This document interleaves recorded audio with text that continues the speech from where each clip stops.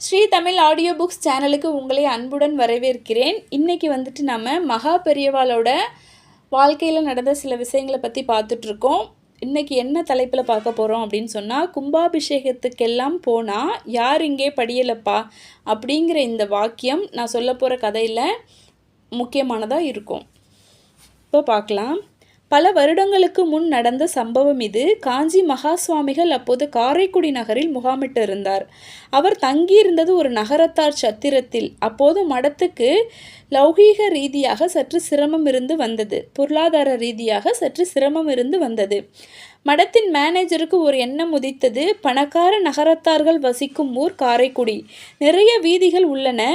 மகா பெரியவாளை ஒரு பல்லக்கில் வீதிகள் வழியாக அழைத்து சென்றால் மடத்துக்கு அபரிமிதமான பணம் வசூலாகும் என்று மேனேஜர் நினைத்தார். இதை மகா சுவாமிகளிடமே தெரிவித்து அனுமதி வாங்கிவிடலாம் என்று தீர்மானித்தார்.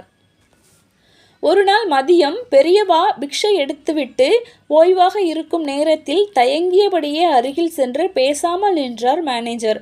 வா, என்ன விஷயம்? என்னவோ சொல்ல தயக்கம் காட்டுறாப்புல தெரிகிறதே, சுவாமிகள் கேட்டார். மேனேஜர் மென்று விழுங்கியபடியே, நாளன்னைக்கு சாயங்காலம் இந்த ஊரில் ஒரு பட்டண பிரவேசத்துக்கு ஏற்பாடு பண்ணியிருக்கேன் என்றார். யாருக்கு? இது சுவாமிகள். மேனேஜர் தயங்கியவாறே, பெரியவாளுக்குத்தான் என்றார். அதுக்கு என்ன ரொம்ப அவசியம் இப்போ?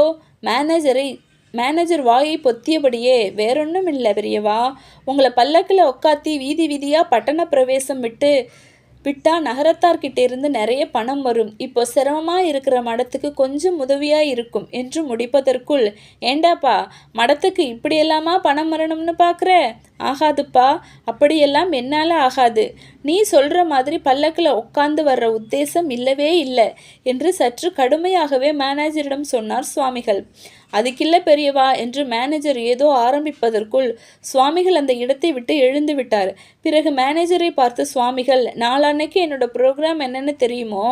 தேவக்கோட்டைக்கு பக்கத்தில் இருக்கிற கிராமத்திலிருந்து சிவன் கோயில் கும்பாபிஷேகத்துக்கு நீங்கள் வரணும் சாமின்னு கூப்பிட்டு போனாலே அந்த ஏழை ஜனங்கள், நாம் எல்லோரும் அந்த கிராம கும்பாபிஷேகத்துக்கு தான் போகிறோம், அதுக்கு வேண்டிய ஏற்பாடுகளை கவனி என்று கூறிவிட்டு உள்பக்கம் நோக்கி நடக்க ஆரம்பித்தார்.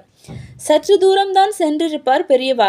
மேனேஜர் அவரையும் அறியாமல் வாய் தவறி, அந்த கிராமத்து கும்பாபிஷேகத்துக்கெல்லாம் போனா யார் படியலப்பா என்று சற்று உரக்கவே சொல்லிவிட்டார். பூஜை அறைக்குள் நுழைய போன மகா சுவாமிகள் காதில் மேனேஜர் சொன்னது விழுந்து விட்டது. உடனே சற்று திரும்பி பார்த்தார். மகா சுவாமிகளை எதிர்நோக்க முடியாமல் பயத்துடன் நகர்ந்து விட்டார் மேனேஜர். தேவக்கோட்டைக்கு அருகிலுள்ள அந்த கிராம சிவன் கோயில் கும்பாபிஷேகத்துக்கு சொன்னபடியே தன் பரிவாரங்களுடன் புறப்பட்டு விட்டார் மகா சுவாமிகள். மிக வேகமான நடை. பரிவாரம் பின்தொடர்ந்தது. நெடுந்தூரம் நடந்தும் 4 சாலைகள் கூடுற ஒரு இடம் வந்தது. அந்த நார்ச்சந்தையில் மகா சுவாமிகளை தரிசிக்க ஆயிரக்கணக்கில் கிராமத்து மக்கள் குழந்தை குட்டிகளுடன் காத்து கிடந்தார்கள். அந்த ஜனங்களை பார்த்தவுடன் மகா சுவாமிகளுக்கு பரம சந்தோஷம். சாலை ஓரம் இருந்த ஒரு பெரிய ஆலமர வேரில் அமர்ந்து கொண்டார். அந்த கிராம ஜனங்கள் அனைவரும் வரிசையாக நின்று ஒவ்வொருவராக நமஸ்கரித்து ஆசி பெற்றார்கள். அவர்கள் வெறுமனே நமஸ்கரிக்கவில்லை. அவரவர்கள் சக்திக்கு தகுந்தபடி அந்த காலத்து வெள்ளி 1 ரூபாய், 8 அணா, 4 அணா நாணயங்களை மகா சுவாமிகளின் பாதங்களில் குரு காணிக்கையாக சமர்ப்பித்தார்கள். அவ்வளவு பேரும் அன்று தரிசித்து முடிய 5 அல்லது 6 மணி நேரம் ஆயிற்று. காஞ்சி மகா சுவாமிகளுக்கு சமர்ப்பணம் செய்யப்பட்ட நாணயங்கள் பெரிய குவியலாக காணப்பட்டது. அந்த ஏழை ஜனங்களிடம் பிரியா விடை பெற்று புறப்பட்டார் சுவாமிகள். மடத்தின் மேனேஜர் அந்த காசு குவியல் அருகே வந்தார். பித்தளை மரக்கால் ஒன்றை பின்னால் இருந்த மாட்டு வண்டியிலிருந்து கொண்டு வரச் சொன்னார். தரையில் அமர்ந்து தன் கையாலேயே நாணயங்களை மரக்காலால் அளந்து ஒரு கோணிப்பையில் கொட்ட ஆரம்பித்தார். கொஞ்ச தூரம் நடந்து சென்று விட்ட மகா சுவாமிகள் திடீரென்று திரும்பி வந்தார்.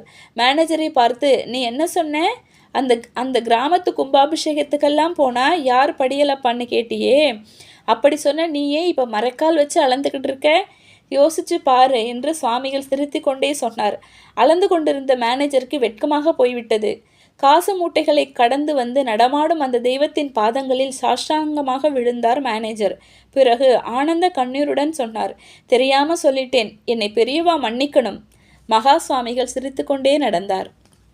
ஓகே ஃப்ரெண்ட்ஸ், இன்னொரு நல்ல ஆடியோவில் திரும்பவும் உங்களை சந்திக்கிறேன். பாய்.